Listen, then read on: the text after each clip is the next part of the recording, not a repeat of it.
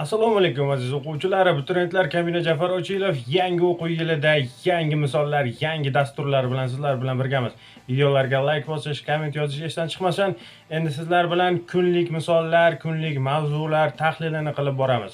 Kanalga obuna bo'lib, yaqinlarni tezroq taklif qiling. Biz bilan matematikani oson va bepul o'rganing. Demak, boshladik. Demak, bizda birinchi misol o'ngdan chapga va chapdan o'ngga o'qilganda bir xil o'qiladigan 3 xonali sonlar nechta? Videoni oxirigacha ko'ring, like bosish, komment yozish esdan chiqmasin. Abituriyentlarga ulashib qo'ying. Biz bilamiz, bu natural sonlar mavzusiga doir misol. Demak, natural sonlar, ya'ni 3 xonali sonlarimiz bizda 100 dan boshlanadi, ya'ni yuzliklardan.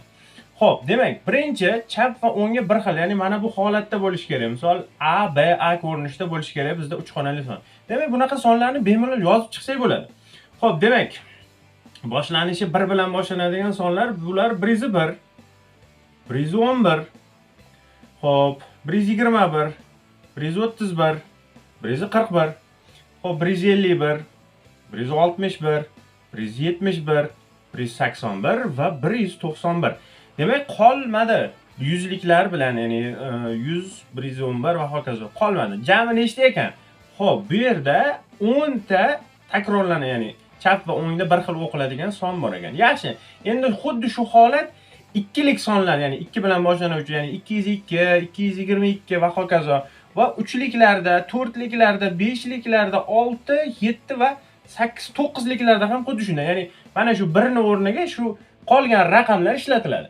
Xo'p, demak, bitta 1 da 10 ta bo'ladigan bo'lsa, bu yoqda bizda 9 ta raqam bo'lsa, demak 9 kara 10 jami 90 ta chap va o'ngga bir xil o'qiladigan raqamlar bor ekan. Ikkinchi misol, A B C raqamlar uchun mana bu tengsizlik o'rinli bo'lsa, A plus B plus C ning eng kichik qiymatini toping. Yaxshi.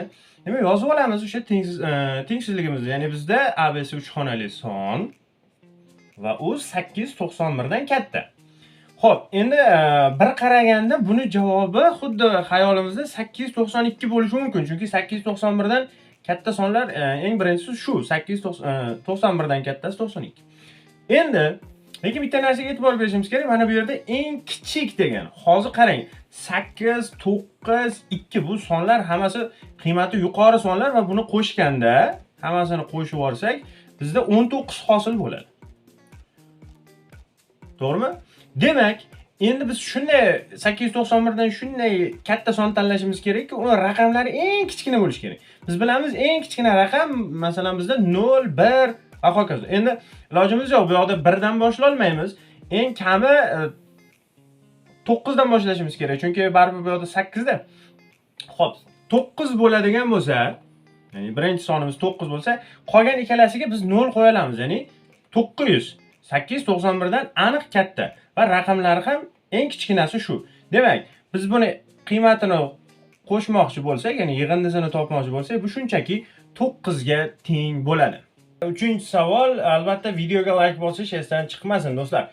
2, 3, 4, 5, 6, 7, 8 raqamlaridan nechta turli raqamli 3 xonali son tuzish mumkin? Demak, bizda 3 xonali son tuzish kerak ekan, bu kombinatorikaga ham doir misollar doirasiga kiradi. Ya'ni 3 ta katak chizib olamiz.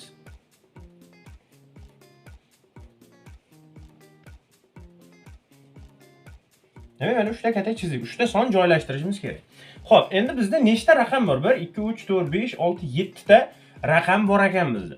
Xo'p, demak 3 xonali son tuzish uchun birinchi boshiga mana shu 7 ta raqamni hammasini qo'ysak bo'ladi. Ya'ni 7 ta raqam qo'yishimiz mumkin. 7 ta emas, 7 ta. Xo'p, ana endi mana bu yerda aytgan-ku, turli, ya'ni keyingisida birinchida turgan raqam qaytarilmasligi kerak. Shuning uchun birinchida turgan raqamni hisobga olmasak, bizda keyingi imkoniyatimizga 6 ta raqam qoladi.